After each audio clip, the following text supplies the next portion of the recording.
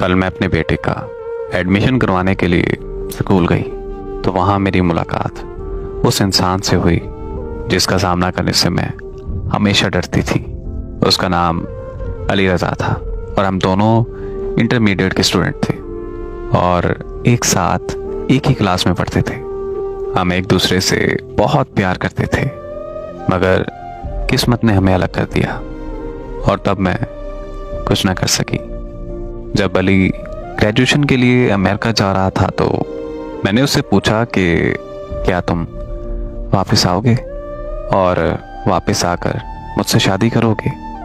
तो उसने कहा कि हाँ, मैं ज़रूर वापस आकर तुमसे शादी करूँगा।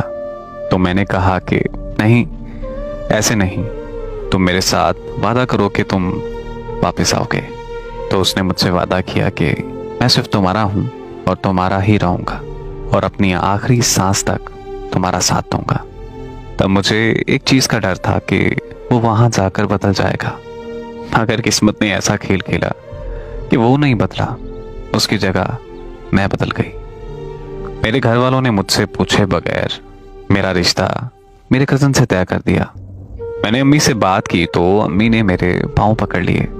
मेरी अम्मी मुझसे कहने लगी कि अब इनकार किया तो हमारी इज्जत मिट्टी में मिल जाएगी। मेरी अम्मी दिल की मरीजा थी और उन्हें 2 हार्ट अटैक पहले ही आ चुके थे। ये जानते हुए भी मैंने अम्मी की बात नहीं मानी। मेरी वजह से घर में इतनी लड़ाई पड़ी कि मेरी अम्मी को दोबारा से हार्ट अटैक हो गया और अस्पताल पहुंचने से पहले ही मेरी अम्मी इंतकाल कर गई। अम्मी की मौत की खबर सुनते ही मैं अपने होशो हवास खो बैठी थी और फिर जब होश आने लगा तो घर वालों ने निकाह कर दिया। अली को कुछ भी बताने का मौका नहीं मिला।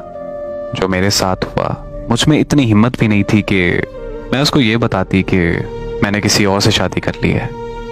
उसने भी कभी मुझसे राब्ता नहीं किया था तो मैं समझ गई थी कि वो भी अपनी ज़िंदगी में आगे बढ़ चुका है।